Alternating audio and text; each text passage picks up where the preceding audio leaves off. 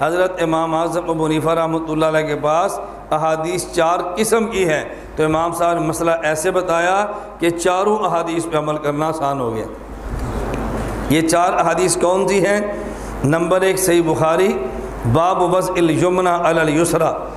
حضرت سہل بن سعد رضی اللہ عنہ فرماتے ہیں کان الناس یؤمرون ان یضع الرجل الید الیمنی علی ذراعہ الیسری فی الصلاۃ۔ لوگوں کو حکم دیا جاتا تھا، جب صحابی کے نا حکم دیا جاتا تھا، اس کا معنی یہ تھا کہ نبی پاک صلی اللہ علیہ وسلم کی طرف سے یہ حکم تھا۔ حکم یہ تھا ان یضع الرجل الید الیمنی، آدمی اپنا دایاں ہاتھ اپنی بائیں کلائی پر رکھے فی الصلاۃ، نماز میں۔ ایک حدیث آگئی کہ دائیں ہاتھ کو بائیں بازو، کلائی بائیں بازو پر رکھے، ایک حدیث آگئی۔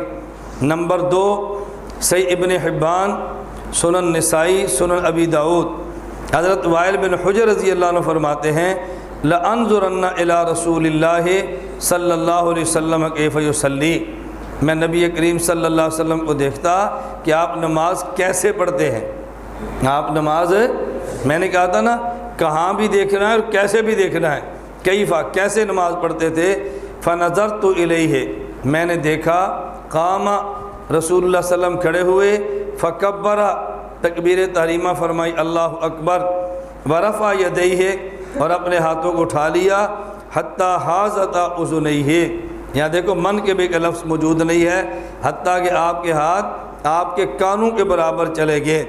ثم وضع یدہ الیمنی، پھر اللہ کے نبی صلی اللہ علیہ وسلم نے اپنے دائیں ہاتھ کو رکھا، علی کف الیسری، اپنی بائیں ہتھیلی پر، والرسغ اور گھٹے پر آگے، والساعد اور کلائی اور بازو پر۔ تو نبی پاک صلی اللہ علیہ وسلم نے ہاتھ ایسے رکھا کہ دائیں کی پشت پر بھی آیا، گھٹے پر بھی آیا، اور کچھ ہاتھ آپ کا بازو کے اوپر بھی تھا۔ 2 حدیثی ہو گئی۔ نمبر 3 ابن عباس رضی اللہ عنہما فرماتے ہیں، یہ حدیث ابن حبان اور المعجم الکبیر للطبرانی میں ہے، ان رسول اللہ صلی اللہ علیہ وسلم قال، رسول اللہ صلی اللہ علیہ وسلم نے فرمایا انا معاشر الانبیاء، ہم انبیاء کا گروہ ہیں، یعنی حکم مجھے بھی تھا اور جو نبی نماز پڑھتے ہیں سارے انبیاء کا حکم تھا۔ انا معاشر الانبیاء امرنا ان نؤخر سحورنا، نبیوں کو حکم دیا گیا تھا کہ سحری دیر سے کریں، ونعجل فطرنا، افطاری جلدی کریں، وان نمسک بایماننا علی شمائلنا فی الصلاۃ، اور دائیں ہاتھ سے بائیں ہاتھ کو نماز میں پکڑ لیں۔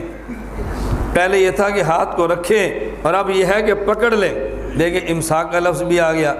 4 حدیث مصنف ابن ابی شیبہ، حضرت وائل بن حجر رضی اللہ عنہ فرماتے ہیں رأیت النبی صلی اللہ علیہ وسلم، میں نے نبی کریم صلی اللہ علیہ وسلم کو دیکھا، وضع یمینہ علی شمالہ فی الصلاۃ تحت السرہ، دیکھو تحت السرہ کا لفظ بھی آ گیا۔ میں نے دیکھا آپ نے دائیں ہاتھ کو بائیں ہاتھ پر نماز میں ناف کے نیچے رکھا۔ اب احادیث 4 قسم کی آ گئی، توجہ رکھے، اب 4 قسم کی حدیث آ گئی۔ ایک حدیث سے پتہ چلا آپ دائیں ہاتھ کو بائیں بازو پہ رکھتے، ایک سے پتہ چلا آپ دائیں ہاتھ کو بائیں کی پشت پر رکھتے، ایک سے پتہ چلا ناف کے نیچے رکھتے، اور ایک سے پتہ چلا کہ رسول اللہ صلی اللہ علیہ وسلم دائیں سے بائیں کو پکڑ دیں۔ 4 احادیث ہو گئی۔ امام صاحب نے چاروں کو یہ جمع کیا، اپنے بائیں ہاتھ کو ناف کے نیچے رکھے اور دائیں ہاتھ کی ہتھیلی بائیں کی پشت پہ رکھ لے۔ اب اس حدیث پر بھی عمل ہو گیا کہ رسول اللہ صلی اللہ علیہ وسلم نے وضع یمینہ علی شمالہ، اس پر بھی آ گیا، اور علی ظہر کفہ، اس پر بھی آ گیا کہ بائیں ہاتھ کی ہتھیلی کے ظاہر پر، اس پر بھی عمل ہو گیا۔